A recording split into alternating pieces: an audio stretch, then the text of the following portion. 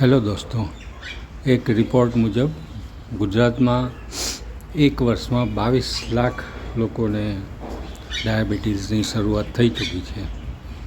એટલે ખાસ કરીને યંગસ્ટર જે છે, યુવાનો જે છે, એ લોકો જો અત્યારે એમના આ સમયમાં કાળજી નહીં રાખે તો એ લોકો ઝડપથી સુગરના દર્દી બનવાની શક્યતા છે. કારણ કે યુવા વર્ગમાં ગળ્યું ખાવાનું, બહારનું ખાવાનું, તળેલું ખાવાનું અને પીઝા, બર્ગર, બ્રેડ, ચાઇનીઝ આઇટમો ખાવાનું એ બધું ચલણ વધારે છે, જે લાંબા સમય બાદ સુગર અને બીપી, હાર્ટના પ્રોબ્લેમ આપી શકે છે. તો દોસ્તો, આ સમાચારને ધ્યાનમાં રાખીને ખાવા પીવામાં ખાસ કાળજી રાખવાની જરૂર છે. અને કારણ કે ડાયાબિટીસ માત્ર ગળાથી નહીં પણ સ્ટ્રેસના લીધે પણ સ્ટ્રેસ પણ એક કારણ છે.